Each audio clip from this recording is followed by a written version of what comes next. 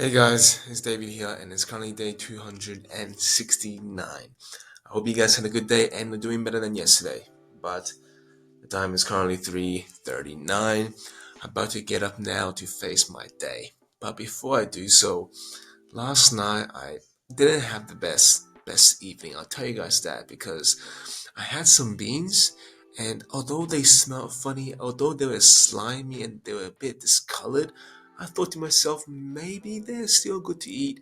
And after that, I just had the worst diarrhea possible. And last night it was just definitely not it. I was fatigued, I was feeling tired. Most importantly, I didn't do the work like I said I was going to do. So, pretty much, I didn't live up to my promise. But I guess what I had learned from that experience is to never eat beans again that smell bad and definitely look off. So, that being said, though, I am feeling better now, so which is great because the worst case scenario would be that I would still feel absolutely horrendous today, but I'm just glad that it was only like a one-off thing. So very fortunate about that. But either way, let's get started of the day because we certainly have so much to do. See you guys in a bit. So, guys, it is currently 10:15 at the moment.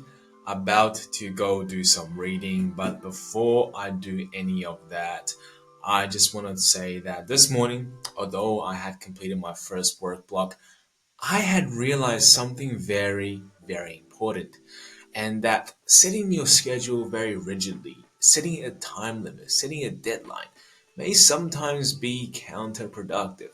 Now, people say that if you have a deadline, if you have a work block where you set a certain amount of time to complete the work, and you may perform more because you only have X amount of time.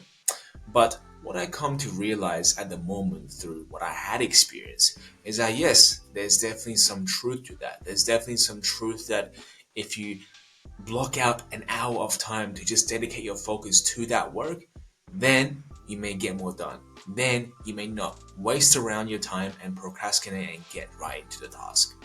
However, what I've realized with this time constraint is that a lot of the times I realize that I can't stay focused as much as I would like to, knowing that at X amount of time, I have to do something else.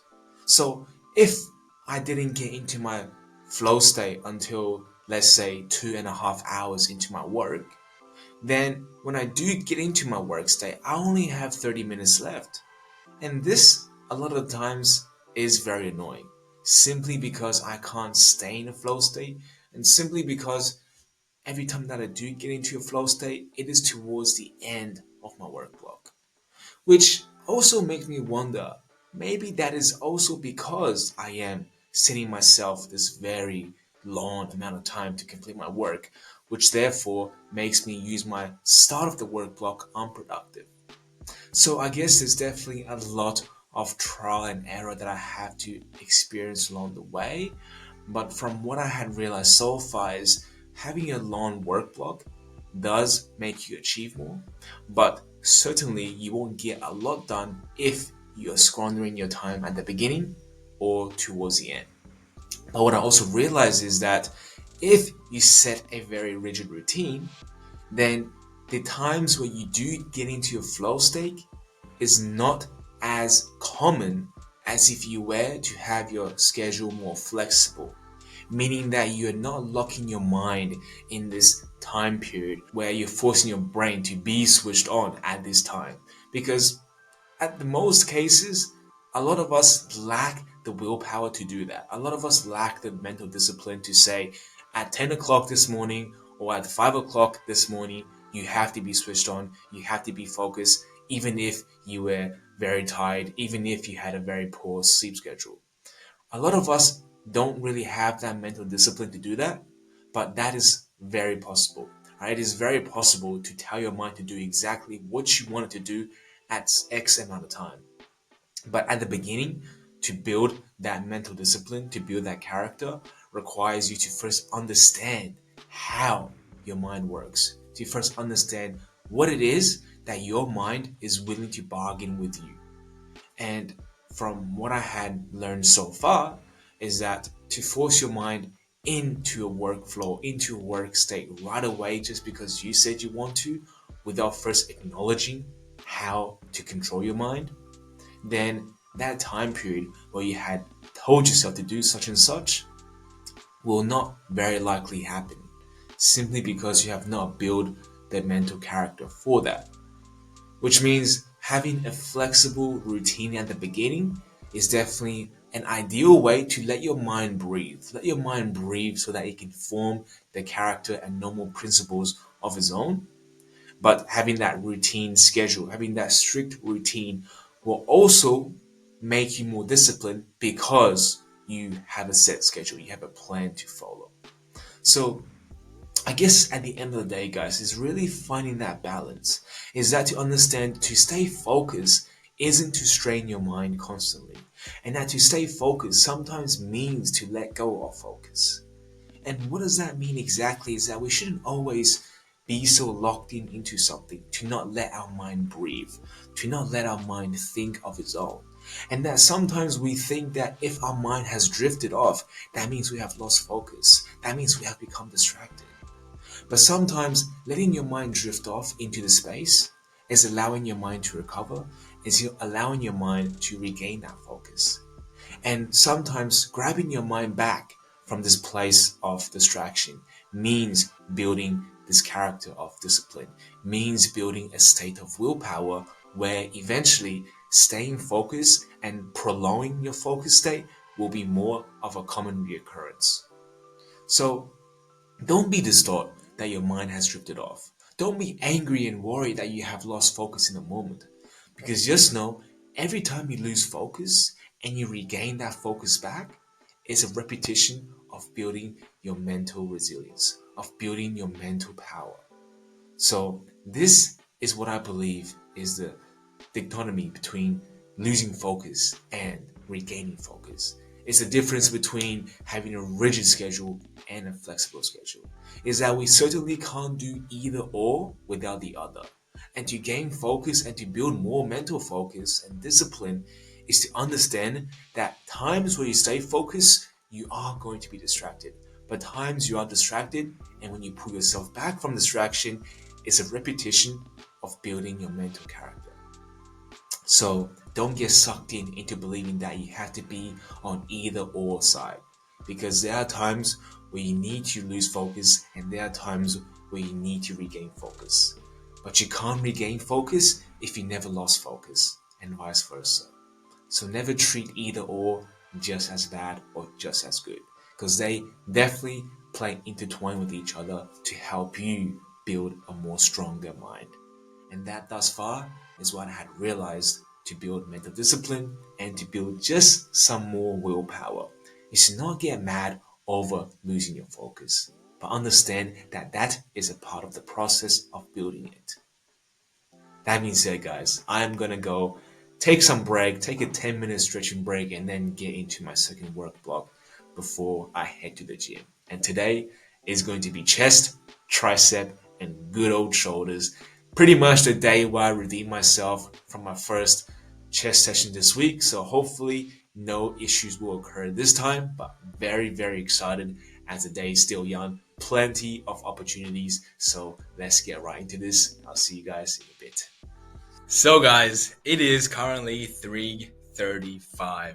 Just came back from picking my sister up from school, and before we head out to go to her dancing class, I thought I would just come here and recap of how my day had gone so far, because let me tell you guys something.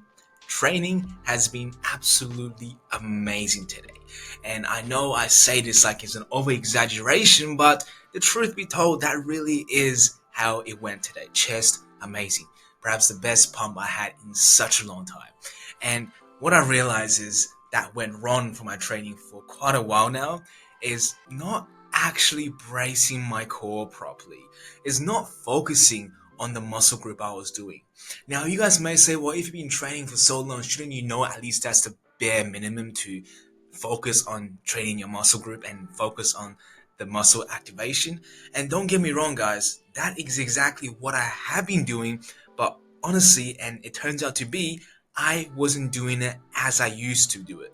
So when I realized that I need to brace my core and actually remember how to do that, because quite honestly, you do forget sometimes. And when you have so much stuff happening in your life, you kind of just forget or let the kind of old habits slide. And I had allowed my old habits to slide, so I had to retrain my mind once again to remind myself how to brace your core. And when I did that, everything was sailed smoothly. My weights went up, my reps went up, but most importantly, I felt amazing during the workout and after the workout, simply because I braced my core and simply because I was focusing on my muscle group much more. And that just made today's training amazing. Right, I look the biggest, I feel the greatest, and now I came back. I'm ready to just hammer out the work block once again. But obviously, I won't be able to do that simply because I have to go out with my sister in a bit. So I will be back tonight to do what I want to do, tonight to do what I love to do. But at the moment, today has been amazing. First work block in the day went absolutely amazing. Second work block went pretty relatively well. And third work block, which is my gym session, amazing. So at the moment, today has been a tremendous win. But I do have to say, this morning, I did have the urge to give in. This morning, I did have the temptation to give in. Now, the temptation pretty much means distracting, right? I wanted to do something else with my life. I wanted to go downstairs and watch a movie. I wanted to perhaps even just release some tension through eating the jerky. And these are all just intrusive thoughts. These are thoughts that just come and go. And I realized this, which is how I managed to contain myself from giving in. Because I realize, even though I have good memories of instant gratification, good memories of pleasure, I know that the consequence far outweighs the benefit. Like, sure, I may feel good. I may feel good watching a movie. I may feel good opening the hub and watching some people and then doing weird shit on there, right? I don't know, guys. But what I'm saying is, like, you'll feel good at the end of the day if you focus on instant gratification, if you allow yourself to be in the temptation and be tempted. But afterwards, the guilt, the repent, the regret will hit you so much that you will think to yourself, why in the heaven's earth did I do that? Like, I know it was bad to do. I know I shouldn't do it. Like, I have a good streak. So why did I have to just mess everything up? And a lot of us fall into this repeated cycle of doing good for like a couple of days, having a strong streak, and then just something happens that we mess up, we fumble, we make a mistake, and then we do much worse the next day. We take more step backwards, and we just end up feeling like we had started where we had taken off. And at the end of the day, we feel like we had gone backwards more than where we had started. But in reality, guys, this is the definition of pretty much the improvement journey. Like, you're gonna fail, you're going to go backwards, and most likely you're gonna feel like you're doing all this for nothing. But one day, once you get your shit together and you realize that I don't have to keep listening to my mind, I don't have to keep listening and acting on these intrusive thoughts, then my life will be better. And once you realize that, and once you control your mind, and once you figure out your internal issue, which is totally unique to each individual, once you realize that, and you take hold of your mind, and you take control of your life, life will be better. You'll stop messing up in your routines. You'll stop giving in into temptations, and you'll focus on doing what's important, and most likely, you're going to do the things that will help you achieve your purpose. But whatever that may be, you have to find that. It isn't something I can tell you, it isn't something someone else can tell you. But one, you have to find yourself. One, you have to sit through with yourself of the uncomfortableness with your mind and figure out exactly what you want to do that is going to be fulfilling for you. And that, my friends, is something you have to figure out. But fair warning, once you do, it is perhaps the most rewardingest journey one person can discover in his lifetime. As certainly it has been for me. As certainly this had helped me overcome all my addictions, whether it's porn, drug addiction, just unconfidence, just everything, just every single negative self-image I had in me. I am slowly on the route to recovery. Simply because I choose to do this self-discovery journey, and simply because I choose to listen to myself and nobody else. But don't get me wrong, I did take advice of other people. But this journey, this purpose is something you have to find yourself. So all I can say is do it if you haven't. This should be your main goal this year is to find your purpose and find the reason why you live in this earth if you haven't already. It isn't chasing girls. It isn't making money. It isn't doing this or improving yourself. It's to find your purpose. And if that purpose means getting the most girls, getting the most riches, or being the best person yourself, then so be it. But you should not focus on external factors unless your internal values and belief means getting those, means getting the money, means getting the woman. Unless your purpose is that, then don't chase it. Why? Because that won't make you fulfilled. That won't solve the internal issue you had faced for your whole entire life. That being said, though, and ending on a great note, I will see you guys in a bit. But at the moment, like I said, today has been absolutely amazing. So let's not lose steam, and I'll see you guys in a bit. So guys, it is currently 6:25. About to go downstairs and have some food and call it a day to here because today has been absolutely amazing. But the plan for tonight is when I come back, I do want to start writing my next project. And although it is already Thursday, which means I have been delaying this for 4 days now, which definitely isn't ideal and definitely unlike me because everybody does procrastinate to some degree, but obviously it is definitely a habit that we can break. And obviously at the moment, I am still trying to break that old habit, a very bad habit indeed, but definitely tonight I'm going to start the project no matter what. And I just had to face my fears, to face the fears of not knowing exactly what to do and the fear of being perfect because life isn't about being perfect. If you want to seek perfection, then you can seek perfection in the dark because nobody at the end of the day is going to pay so much attention to perfection if you have nothing to prove yet. So focus on delivering no matter if your skills is horrible or great because through experience and through failure you are going to learn much more than not failing at all because that is what perfection is. Perfection is pretty much avoiding failure because you don't want to fail. But those who avoid failure won't know what the world needs. Those who don't put their skill sets in the marketplace won't know exactly what the marketplace needs. So you have to go through failure to learn, to grow, and perhaps the most effective way to learn and grow is to be beaten down, is to have your pride struck, is to know that you're on the guy and that you can improve. Through rejection is the way to grow. Why? Because we get emotionally invested in the result.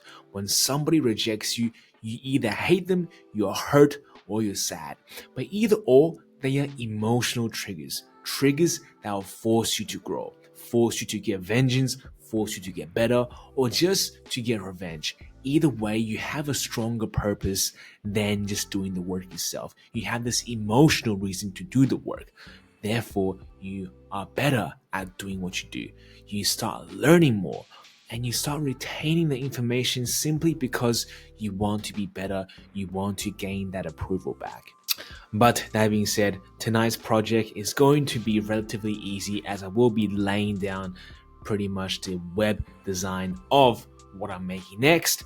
And from my first project, rock, paper, scissors, the next one will be something more relevant to what I want to make. But simply, I am just going to make a simple questionnaire about training, something like that, about recovery.